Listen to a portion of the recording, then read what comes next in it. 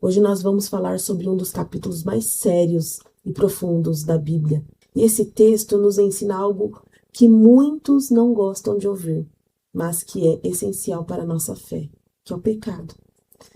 E ele tem consequências, mas Deus preparou um caminho de restauração em Cristo. Do meu casulo, vivendo o que Deus sonhou pra mim, novo começo, novo futuro.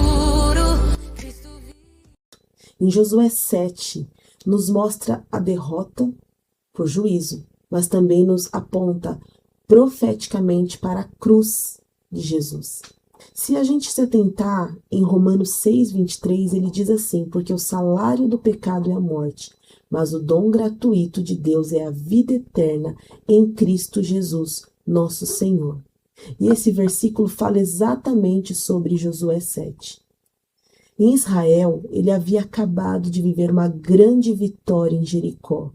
Muros caíram, o povo celebrou, Deus foi glorificado. Mas logo em seguida, algo inesperado aconteceu. Israel sofre uma derrota humilhante diante de uma cidade pequena chamada Ai. Como um povo que venceu Jericó perdeu para Ai? E a resposta está em Josué 7:1, que diz o seguinte: e transgrediram os filhos de Israel no anatema, porque Acã, filho de Carme, filho de Zabdi, filho de Zerá, da tribo de Judá, tomou do anatema, e a ira do Senhor se acendeu contra Israel, contra os filhos de Israel.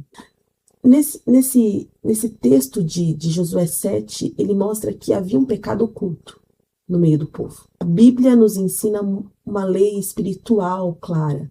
A alma que pecar, essa morrerá, diz em Ezequiel 18:4.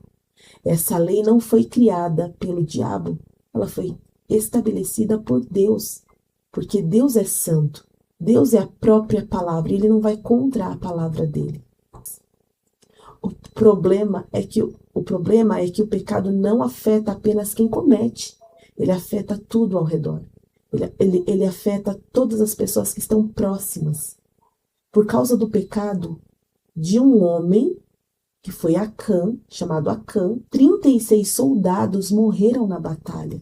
36 famílias sofreram com isso. Alguém achou que poderia esconder o pecado, né? Nós sabemos, hoje, se você é um cristão e conhece a palavra de Deus, você sabe que nós não podemos esconder o pecado. Quem foi Acã? Acã era um homem comum da tribo de Judá, ele não era sacerdote nem líder, mas quando Jericó caiu, Deus deu uma ordem clara. Nada deveria ser tomado para uso pessoal. O Senhor, ele deu uma ordem.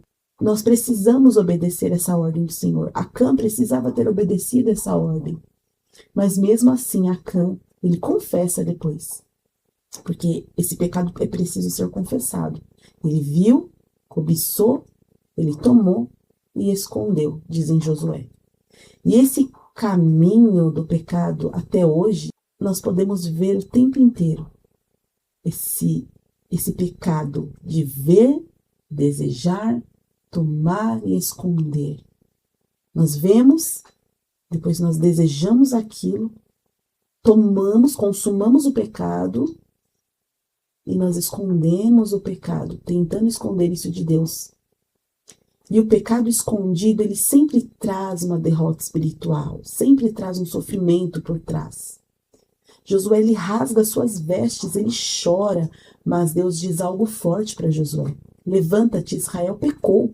Josué estava ali chorando, sofrendo sobre o que havia perdido ali aqueles soldados, aqueles homens. Mas Deus manda ele levantar e diz para ele, existe um pecado. Deus está dizendo, não é falta de estratégia, não é fraqueza militar, é pecado não tratado. Deus traz para Josué a resposta. Antes da vitória externa, Deus exige santidade interna. Então Deus traz ali para Josué a resposta do porquê da derrota. Quando o pecado é revelado, Acã é julgado. E aqui entramos num ponto difícil, mas importante. O pecado exigiu a morte. E em Josué 7:25 mostra o juízo sendo executado. A lei revela a seriedade da palavra de Deus. O Senhor, ele estabeleceu uma lei, ele colocou uma lei. E se ele não cumprir, ele vai contra a própria lei dele, contra a própria palavra dele, contra ele mesmo. Mas atenção aqui, esse não é o fim da história de Deus. Em Josué 7, o pecado morre, a lei é replicada, o povo é restaurado. E no Evangelho, o inocente morre, a lei é satisfeita e o povo vive. O castigo que nos traz a paz estava sobre ele. Em Isaías 53:5 diz: Jesus assumiu o lugar que era nosso. Ele disse: basta, eu vou tomar o lugar do pecado do meu povo. Acã morreu pelo próprio pecado no Antigo Testamento. Jesus morreu pelo pecado dos outros no Novo Testamento. O Senhor, ele se entregou em nosso lugar por causa do nosso pecado. Ainda continua havendo o cumprimento da palavra do Senhor. Mas o Senhor enviou Jesus para morrer em nosso lugar, pelo nosso pecado. E nós temos hoje a oportunidade de nos render e pedir perdão. O diabo, ele sempre usou a lei para acusar. Pecou, então tem que morrer. Mas quando Jesus morre na cruz, algo muda para sempre. E em Romanos 8:1 diz: agora, pois, já nenhuma condenação há para os que estão em Cristo Jesus. A lei foi anulada, ela foi cumprida em Cristo. A justiça foi satisfeita, a graça foi liberada. E se nós aplicarmos essa palavra nos nossos dias de hoje, Josué nos ensina que pecado oculto gera derrota espiritual. Vitória passada não substitui obediência presente. Foi o que aconteceu com o povo. Eles tinham recebido uma vitória, mas ela não substitui a obediência do presente. Não é porque eu venci ontem que hoje eu não preciso obedecer. Deus trata o pecado para restaurar e não destruir. Mas também nos lembra que em Cristo há perdão, em Cristo há restauração, em Cristo há vitória. Nós não precisamos viver sofrendo por causa do pecado. Agora eu pequei, agora nós podemos ir a Cristo. Nós podemos pedir perdão, nós podemos nos restaurar diante dele. E talvez hoje Deus esteja dizendo para alguém: levanta-te, há algo que precisa ser tratado. Não para condenar, mas para restaurar. O mesmo Deus que julgou o pecado em Josué 7 é o mesmo Deus que levou esse juízo sobre si na cruz. E hoje, em Jesus, você pode viver em liberdade. Hoje, em Jesus, nós podemos ter a chance de pedir perdão, porque ele entregou seu próprio filho para morrer por nós naquela cruz. Nós não precisamos viver com o pecado, nós não precisamos viver remoendo o pecado. Nós precisamos nos render ao Senhor e pedir perdão pelos nossos pecados. E pedir para que o Senhor sonde o nosso coração, que Ele revele tudo aquilo que ainda não foi tratado, para que o Senhor trate, para que o Senhor nos restaure. E nessa hora eu quero orar por você e por mim.